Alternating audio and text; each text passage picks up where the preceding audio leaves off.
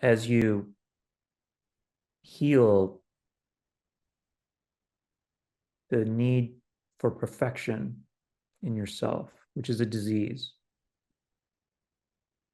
then you'll be much more allowing of others. The boundaries, the difficulty with boundaries partly comes from the perfectionism and the need to be seen as like, well, anyway, like there's a whole, right, and it's a whole thing.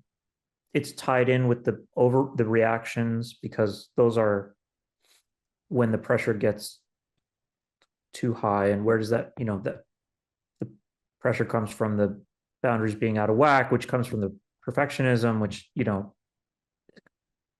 is fed by feeds the judgment that comes from is a reflection of your own judgment of self.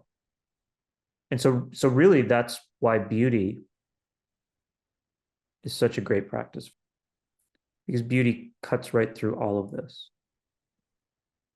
If life is beautiful and you are beautiful, then when you enter that numinous beauty, not a shallow external beauty, but that real numinous divine beauty, sacred beauty, it cuts right through all of this. Because if you're sacred and beautiful, that's essentially saying that you're perfect, which is correct. And then as you continue to work with beauty, then you can relax more and more into your beauty, which is another way of saying relax more and more into your perfected being, which is another way of saying relax more and more into your higher self. And so there's this very natural transition where your higher consciousness just descends and envelops you as you work with sacred beauty, as you work with the mantras and you work with the all these things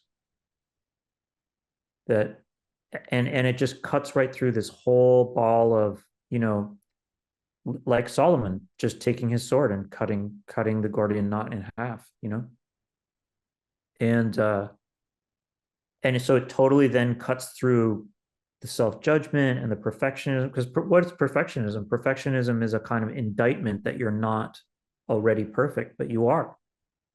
And sacred beauty just really brings that energy of like your divinity, your wholeness, your beauty. There's nothing to criticize. Like you're perfect, perfectly beautiful, perfectly whole, perfectly perfect.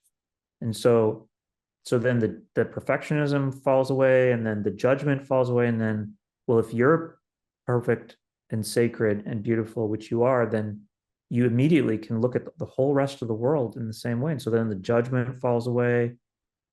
And then, the whole thing just kind of like rights itself.